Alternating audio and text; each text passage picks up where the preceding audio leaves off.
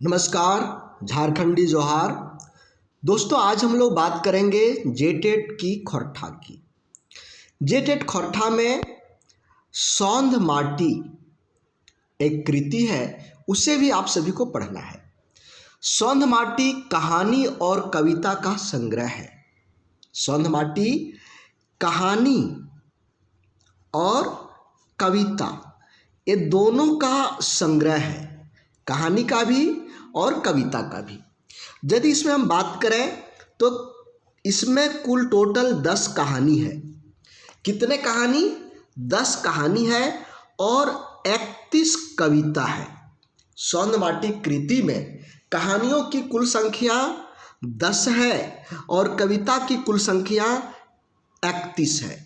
सौंध माटी के लेखक हैं, रचनाकार हैं professor Vinod Kumar. Professor Vinod Kumar, professor Vinod Kumar ji हैं सौंध माटी के रचनाकार। तो सौंध माटी एक ऐसी कृति है जिसमें कहानी के साथ साथ कविता भी है। कहानी 10 कहानी है, अलग अलग क्षेत्र से, समाज के अलग अलग मुद्दों को लेकर के बनाया गया 10 कहानी है और 31 कविता है। तो हम लोग यहाँ पर डिटेल में उसे इस तरह से पढ़ेंगे ताकि यहाँ पर अधिक से अधिक प्रश्नों का हल हो सके। यदि हम बात करें कहानी की, तो इसमें जो कहानी है उसका नाम है उबार। दूसरा कहानी का नाम है जिंदगीक डोवानी। तीसरा कहानी है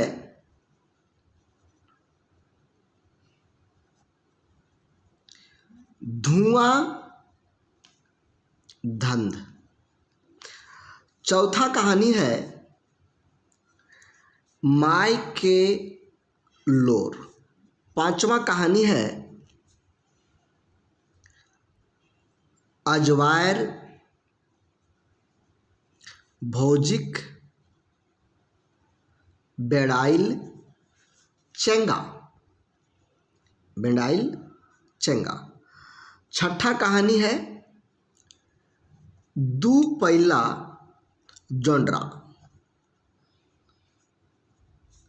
सातवां कहानी औद दीदा। आठवां है मलकी बहू। नौवां है भीतर बाहर और अंतिम 10वां है खूब। ठीक है, तो ये सौंध माटी में लिखे गए 10 कहानी हैं और इसके रचनाकार हैं प्रोफेसर विनोद कुमार। प्रोफेसर विनोद कुमार। इसका प्रकाशन जनजातीय भाषा अकादमी बिहार, झारखंड, अब तो झारखंड हो गया, यहाँ से हुआ है। ठीक है, तो चलिए शुरुआत करते हैं हम लोग प्रश्न से और यहाँ पर हम लोग सारे का सारे चीज़ों को देखते जाएंगे। सौंध माटी कौन विधाक साहित्यिक किताब लागे। हमने अभी आपको बताया कि सौंध माटी में कविता भी है, 10 कविता और 31 एक कहानी भी है, कविता भी है। कहानी है 10, कविता है 31। तो सौंध माटी हमारा कहानी और कविता विधायक साहित्यिक किताब है। सौंध माटी में क्या है? कहानी भी है और कविता है। दूसरा प्रश्न यहां पर देख रहे हैं,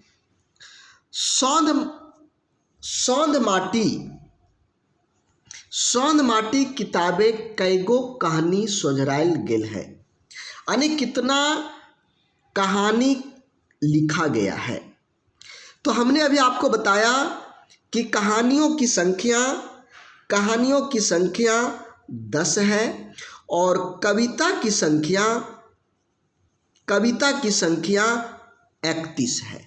तो यहाँ पर कहानी के बारे में पूछा गया है तो हमारा राइट आंसर 10 होगा। सौंध माटी किताब के लिखल हथ। अभी हमने आपको बताया कि सौंध माटी किताब को लिखने वाले कौन हैं? डॉक्टर विनोद कुमार। कहीं कहीं पर आपको लिखा हुआ मिलेगा प्रोफेसर विनोद कुमार, प्रोफेसर विनोद कुमार आपको लिखा हुआ मिलेगा। सौंध माटी किताबें पहला कहानी है। पहला कहानी कौन है? सौंध माटी किताब के। तो हमने आपको बताया सौंध माटी के रचनाकार हैं प्रोफेसर विनोद कुमार, प्रोफेसर विनोद कुमार। इसका पहला कहानी है उबार। पहला कहानी क्या है? उबार। उबार के जो मुख्य पात्र हैं वो हैं झबरू और झबरू के बेटा बिहारी। बिहारी यहाँ पर झबरू की माँ की बात होती है। जब बिहारी का जन्म हुआ तो झबरू की माँ मतलब बिहारी की दादी, बिहारी की दादी बिहारी को पुलिस इंस्पेक्टर के रूप में देखना चाहती है। मतलब झबरू की दादी मतलब झबरू की माँ यानी बिहारी की दादी चाहती थी कि बिहारी पढ़ लिख करके एक पुलिस इंस्पेक्टर बने, पुलिस इंस्पेक्टर बने यानी दारोगा बने, दारोगा बने। ये इनकी दिल्ली ख्वाहिश थी। लेकिन बिहारी जब पढ़ने लिखने बाहर चला गया तो गांव के कुछ लोगों का ये जलन पैदा करने लगा, जलन पैदा करने लगा। तो गांव में ही एक गणेश बाबू थे और महेश बाबू थे, दोनों ही इससे जलते थे। इसके इस जलन के कारण झूठा इल्जाम इन पर लगाया गया। झबरू के मवेशियों को रात में खोल दिया गया और दूसरे के खेत के सारे गेहूं में लगा दिया गया, जिसमें पंचायत हुई। पंचायत होने के बाद झबरू पर बहुत बड़ा हर्जाना लगाया गया। झबरू हर्जाना देने के बाद अंदर से टूट गया, उसकी पत्नी भी टूट गई। लेकिन इसने हिम्मत नहीं हारा। आखिरकार जमीन जायदाद सब कुछ बेच बाच करके बिहारी को पढ़ाया और आखिर में बिहारी दारोगा बन ही जाता है, पुलिस इंस्पेक्टर बन ही जाता है। इसी बीच बीमारी से झबरू मर जाता है और यानी बिहारी के पिता मर जाते हैं, लेकिन झबरू जो है अपने खानदान का नाम रोशन कर देता है। तो यहाँ पर देखिए क्या क्या प्रश्न आ सकता है कि सौंध माटी किताब का जो पहला कहानी उबार है, इस उबार कहानी का पात्र कौन कौन है? तो इस कहानी उबार कहानी का जो मुख्य पात्र हैं वह है झबरू और झबरू का बेटा बिहारी। झबरू की माँ यानी बिहारी की दादी बिहारी को पुलिस इंस्पेक्टर के रूप में देखना चाहता है। इसके लिए बिहारी पढ़ने लिखने के लिए बाहर चला जाता है और ये गांव के दबंग लोग कौन थे? गणेश बाबू और महेश बाबू। दोनों को ये आंखों में खटकने लगे, जलन होने लगा। आगे बढ़ते हुए देख करके बिहारी को आगे बढ़ते हुए देख करके गणेश बाबू और महेश बाबू दुष्ट लोग जैसे बढ़ना नहीं देना चाहते थे। इसके यानी पीछे खींचने के लिए महेश बाबू और गणेश बाबू ने झबरू के मवेशियों को खोल करके दूसरे के खेत में मिला दिया, घुसा दिया, जिससे सारा गेहूं का फसल नष्ट हो गया। पंचायत हुआ, पंचायत में झबरू को बहुत सारा जुर्माना देना पड़ा। इससे झबरू अंदर से टूट गया, लेकिन हिम्मत नहीं हारा और झबरू ने जमीन जायदाद को बेच करके बिहारी को पढ़ाते रहा। अंत में दारोगा बन जाता है, बिहारी दारोगा यानी पुलिस इंस्पेक्टर बन जाता है। और इसी बीच झबरू बीमार पड़ जाता है और झबरू स्वर्गवास कर जाता है, लेकिन बिहारी अपने खानदान का नाम रोशन कर देता है। तो सौंध माटी किताब का पहला कहानी उबार। उबार का जो पात्र है वह है झबरू और बिहारी। उबार कहानी कौन किताबें आयल है? तो हमने अभी देखा उबार कहानी सौंध माटी किताब में आया है। ये उबार कहानी जैसा 10 कहानियां हैं और इसमें 31 कविता है। इसके लेखक प्रोफेसर विनोद कुमार हैं। तो ये यहाँ पर राइट आंसर होगा।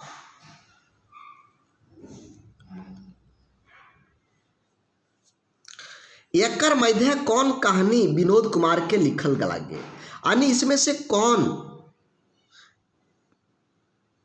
विनोद कुमार जी के द्वारा लिखा गया कहानी है? तो देखिए कौन कौन कहानी है। माइकेलोर, औददीदा, भीतर बाहर, ये तीनों ही विनोद कुमार जी के लिखा गया है। तो यहाँ पर क्या होगा? सभी। इसके अलावे क्या क्या है? उबार भी है, जिंगिक डॉयनी है,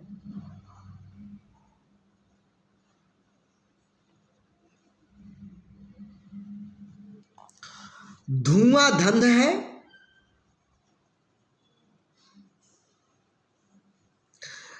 माइकेलोर तो यहाँ पर हो ही गया, योहदीदा हो गया, भीतर बाहर हो गया। अब बच गया अजवायर, भोजिक, बेंडाइल, चेंगा। उसके बाद है दुपैला झंडरा, मलकी बहू। तो ये सारे विनोद कुमार जी के द्वारा लिखे गए क्या हैं? ये सभी कहानियां हैं जो सौंध माटी रचना में लिखा गया है। बिहारी कौन कहानिक पात्र लागे? बिहारी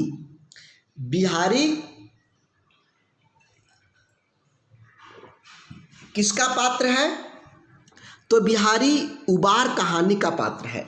उबार कहानी में झबरू और इसका बेटा बिहारी पात्र है, मुख्य पात्र।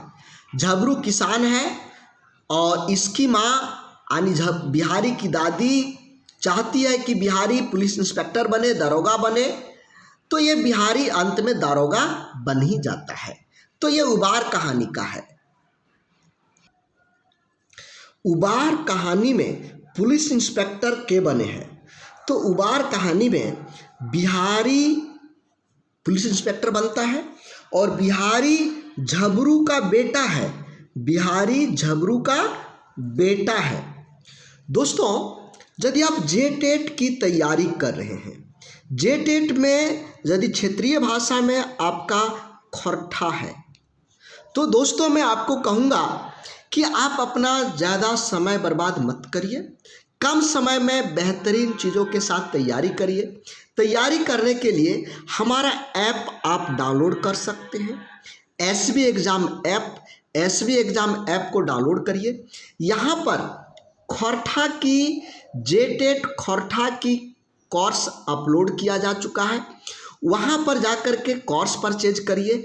मात्र 300 रुपये में आपको खोरठा की संपूर्ण क्लास मिल जाएगा। सारे क्लास खोरठा की 300 रुपये में आपको मिल जाएगा। एसबी एग्ज़ाम जेटेट लिख करके आप सर्च करेंगे। साथ ही दोस्तों, यदि कोई दिक्कत हो तो आप हमें इस व्हाट्सएप नंबर पर भी संपर्क कर सकते हैं। यदि वास्तव में आपने सोच लिया है कि हमको एक टीचर ही बनना है, तो टीचर बनने के लिए यदि आपका खोरठा एक सब्जेक्ट के रूप में है तो समय नहीं गवाइए। संपूर्ण तैयारी का सारा कुछ इसमें आपको दिया गया है। कम समय में बेहतरीन तैयारी होगा, ये चीज़ें यहाँ पर दिया गया है। तो आज ही SB एग्ज़ाम ऐप को डाउनलोड करिए। पीला कलर का ऐप आपको प्ले स्टोर में मिलेगा, वहाँ पर जाइए और 300 रुपये में आप जेटेट खोरठा की कोर्स को खरीद सकते हैं। यदि किसी भी प्रकार की दिक्कत होती है तो आप हमें इस व्हाट्सएप पर मैसेज कर सकते हैं। चलिए दूसरा अगला प्रश्न है, मलकी बहू कहानी में मलकी केकर मर्द पति कौन रहे? यानी मलकी बहू में मलकी का पति कौन है? देखिए, मलकी बहू सौंध माटी का एक कहानी है। सौंध माटी किसने लिखा है? प्रोफेसर विनोद कुमार जी ने लिखा है। सौंध माटी में 10 कहानी है। इसमें से एक कहानी मलकी बहू है। मलकी बहू की यदि हम बात करें तो मलकी बहू दहेज प्रथा पर आधारित एक कहानी है। दहेज प्रथा पर आधारित मलकी बहू में जो मुख्य पात्र हैं वह है मलकी, उसके पति बिशुन और मलकी के पिता श्री दयाल बाबू। मलकी के पति कौन हुए? बिशुन मलकी के पति हो गए और मलकी के पिताश्री कौन हुए? दयाल बाबू। तो यहाँ पर पूछा था कि पति कौन है, तो मलकी का पति बिशुन है। मलकी का पति कौन है? बिशुन है। चानो वाला कौन कहानी के मुख्य पात्र है के? चानो वाला, देखिए चानो वाला भी सौंध माटी का ही एक कहानी है। इस कहानी के पात्र हैं चानो वाला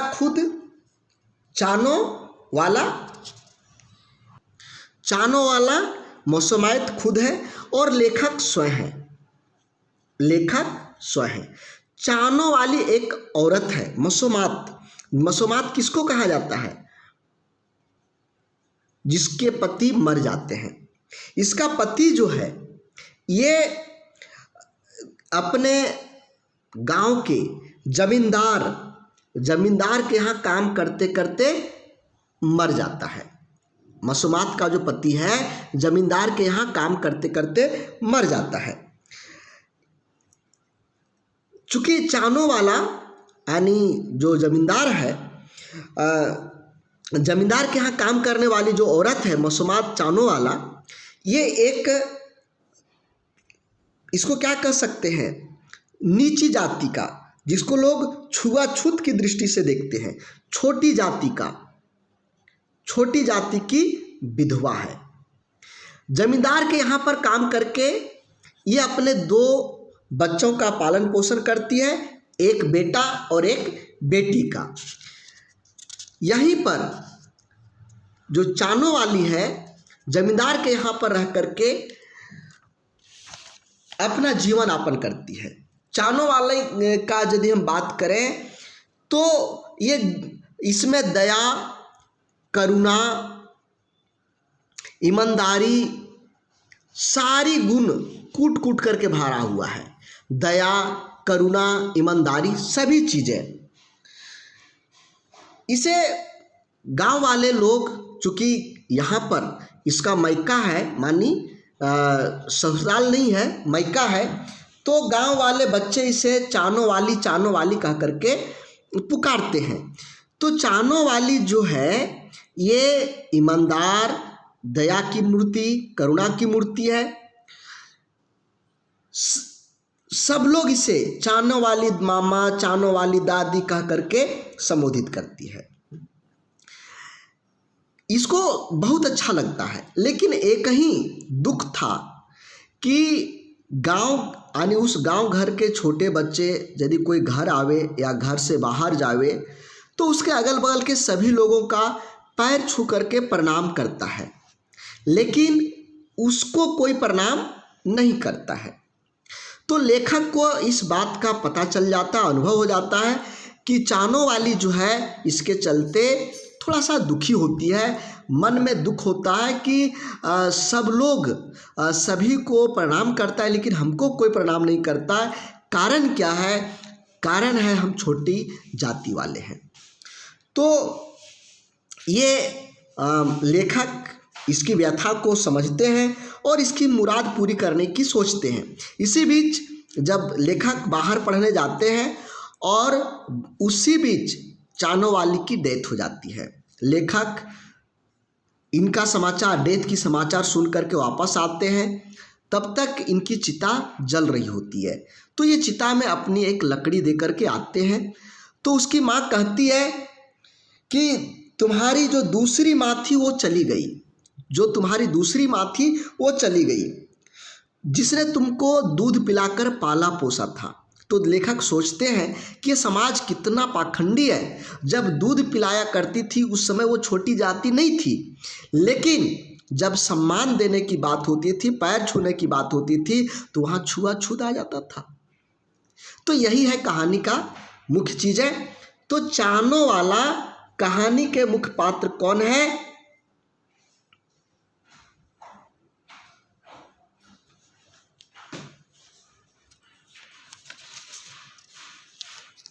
ओद दीदा। इस कहानी का ओद दीदा, इसका अर्थ होता है नम आँखें। यही सोच करके जो लास्ट में हमने आपको बताया, चानों वाली की गुणों का आद करके लेखक की आंखें नम हो गई, इसलिए इसका नाम रख दिया ओद दीदा। रोजगार लेल पलायन समस्या पर लिखल कहानी है कै। यहाँ पर मैं सबसे पहले रोजगार लेल पलायन समस्या पर लिखल कहानी माइके लोर का पात्र के बारे में बता देता हूँ। माइके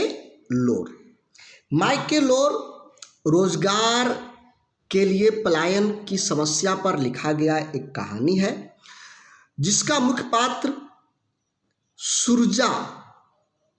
सुरजा है। सुरजा की माँ है। यहाँ पर उसका बेटा और पत्नी, बेटा का नाम नरेना है, इसका भी जिक्र हुआ है।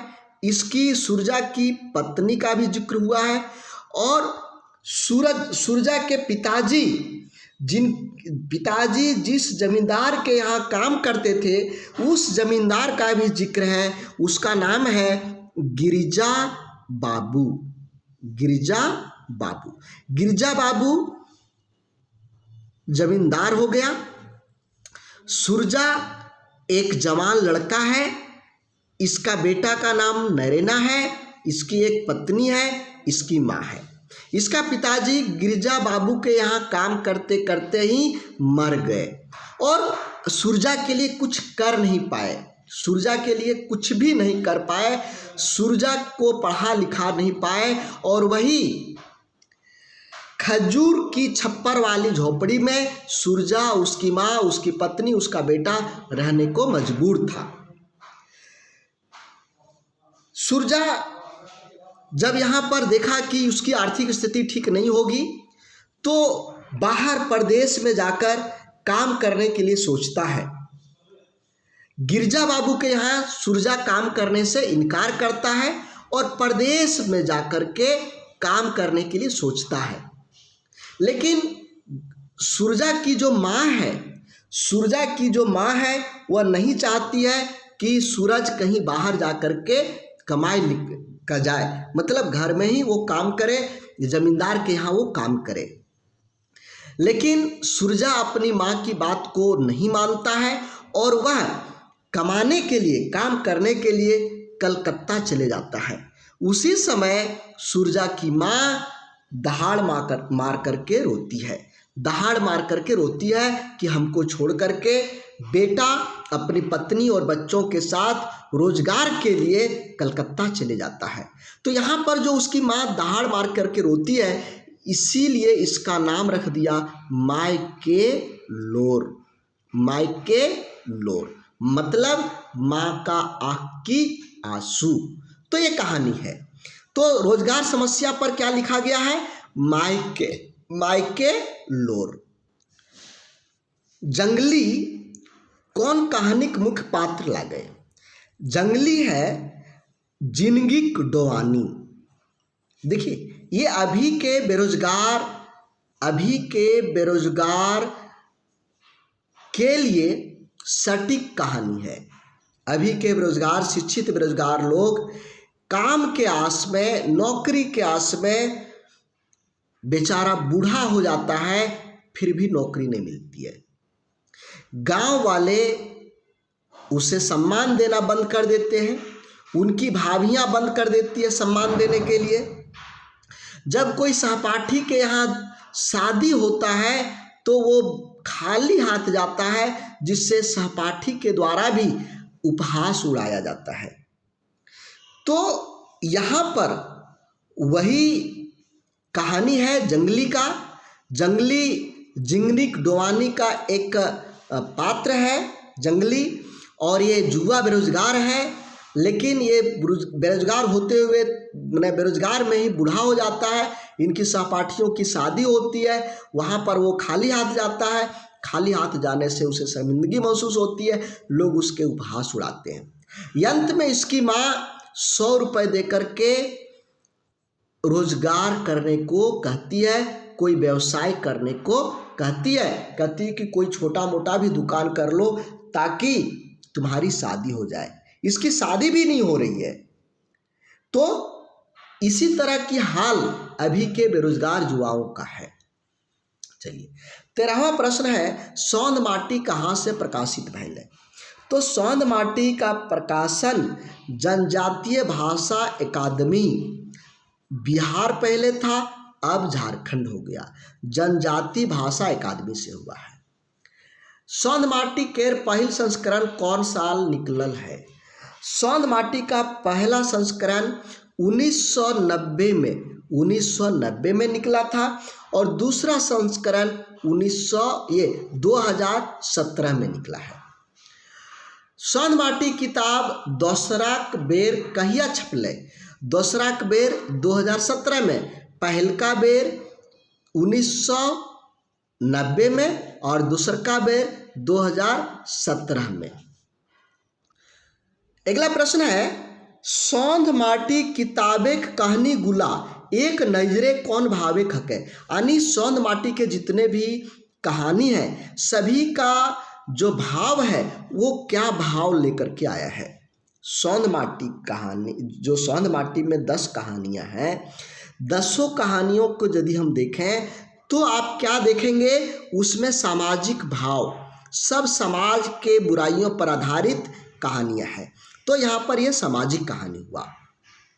छुआछूत जैसन बिजायत रीत ऊपर लिखल कहानी लागे। छुआछूत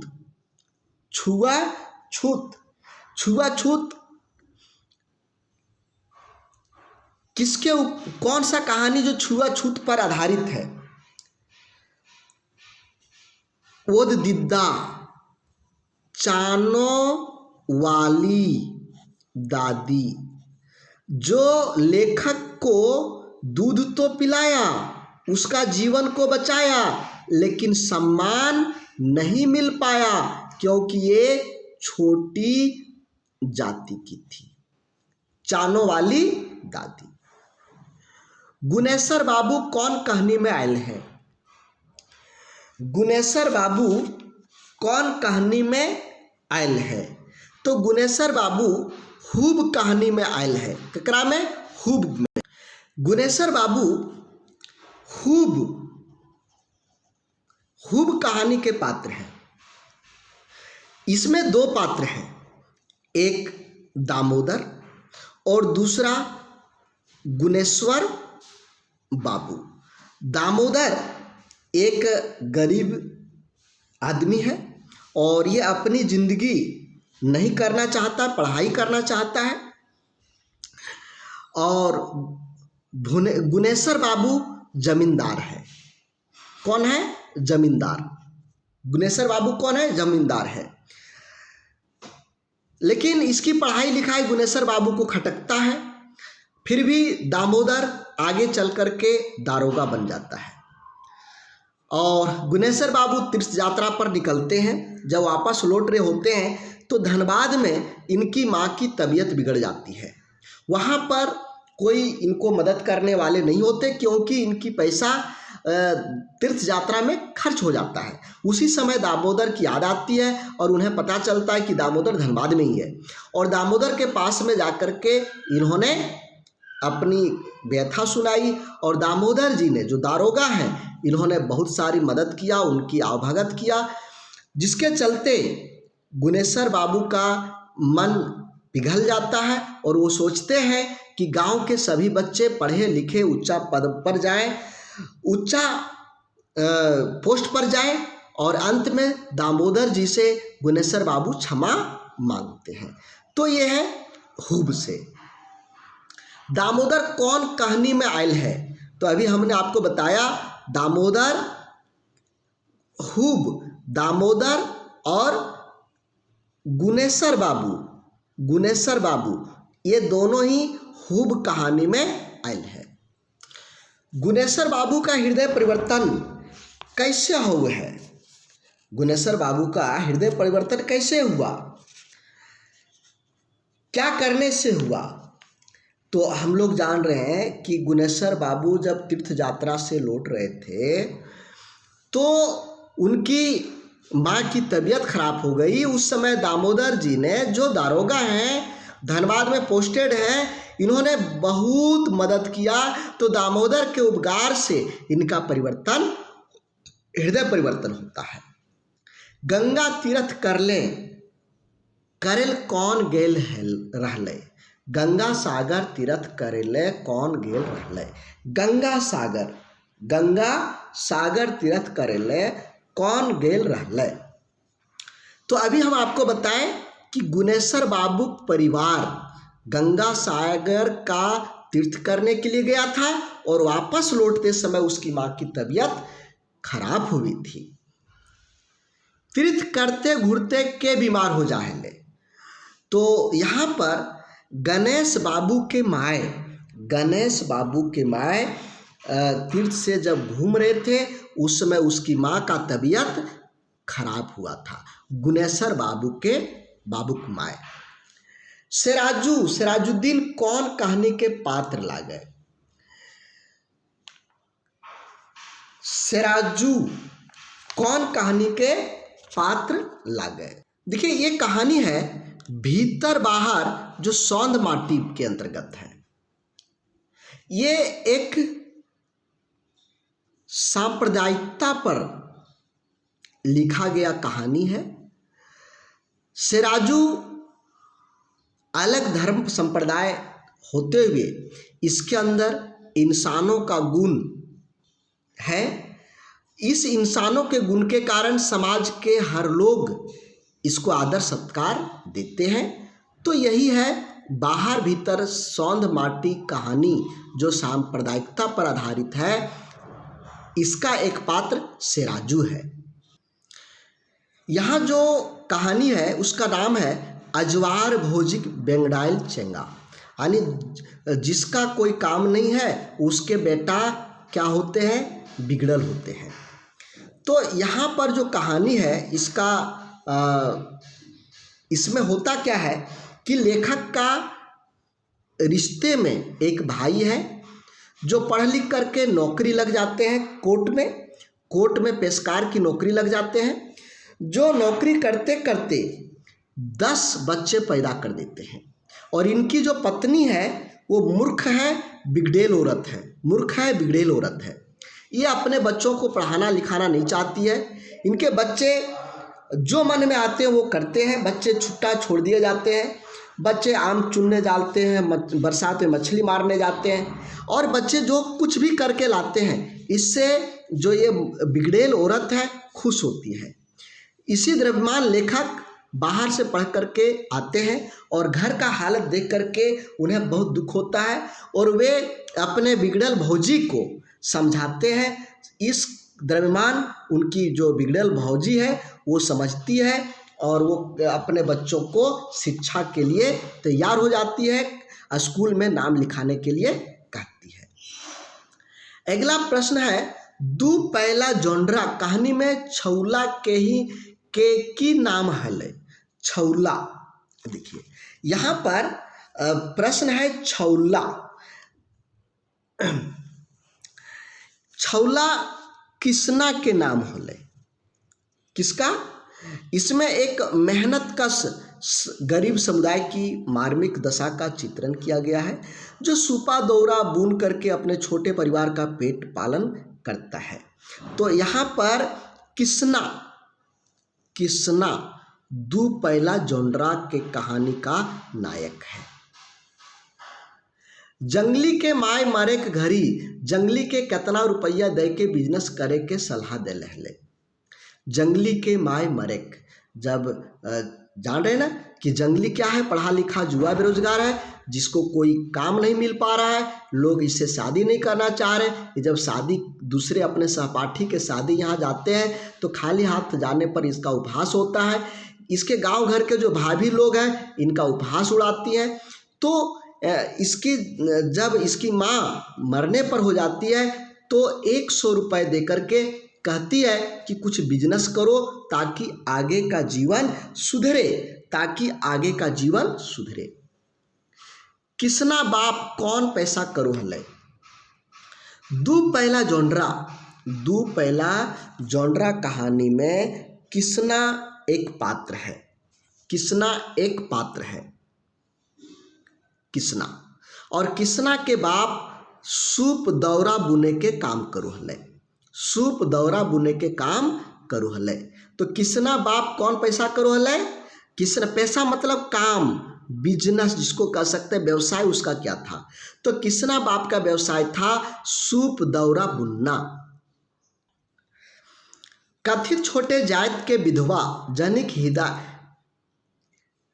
हियाक दर्द, हियाक मने हृदय का दर्द, कौन कहानी देख बल गेल है?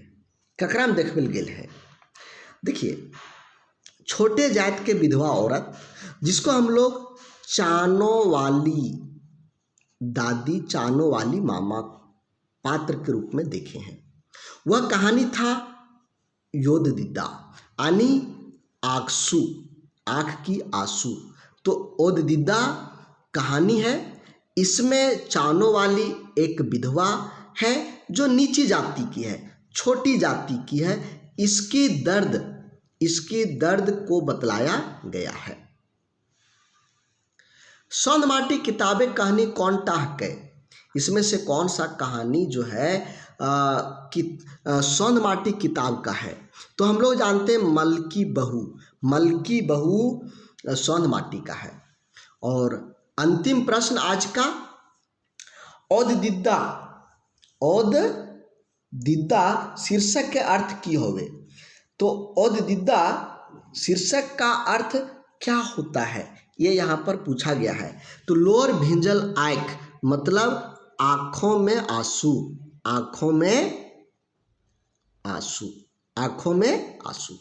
दोस्तों, यदि आप जेटेट की तैयारी कर रहे हैं और जेटेट में यदि आपका खोरठा एक क्षेत्रीय भाषा के रूप में है तो आप हमसे जुड़ करके बेहतरीन तैयारी कर सकते हैं। हम आपको इसका notes PDF, recorded class, live class, set, practice set, ये सारा कुछ उपलब्ध करवाते हैं। जितना आपको एक बुक खरीदने में लगेगा उतना में हम आपको नोट्स पीडीएफ के साथ क्लास भी अवेलेबल कराते हैं। मतलब 300 रुपये में जेटेट खोरठा, केवल खोरठा की हम अभी बात कर रहे हैं। यदि पूरी तैयारी करना चाहते हैं तो हमारा पूरा कोर्स भी अवेलेबल है, 1 to 5 और 6 to 8, 1 to 5 का भी और 6 to 8 का भी पूरा कोर्स अवेलेबल है। साथ ही साथ टीजीटी, पीजीटी, जेएसएससी, सारी चीज़ों का कोर्स हमारे पास अवेलेबल है। हमारे अनुभवी जो टीम है उनके द्वारा सारा कोर्स अवेलेबल कराया गया है। तो यदि आप हमसे जुड़ करके तैयारी करना चाहते हैं तो हमारा app SB exam app play store से डाउनलोड करिए। ये आपको पीला कलर का दिखाई पड़ेगा। यहाँ अपना नाम, मोबाइल नंबर डाल करके रजिस्ट्रेशन कराइएगा। रजिस्ट्रेशन कराने के बाद में आप अपना कोर्स चुनिए और वहाँ पर फी जमा करके अपना क्लास स्टार्ट करिए। किसी भी तरह की परेशानी हो तो ये हमारा व्हाट्सएप नंबर है, इस पर आप मैसेज करेंगे, यहाँ से हम आपकी परेशानियों को सॉल्व करेंगे। तो थैंक यू, आज के लिए बस इतना ही। जय हिंद।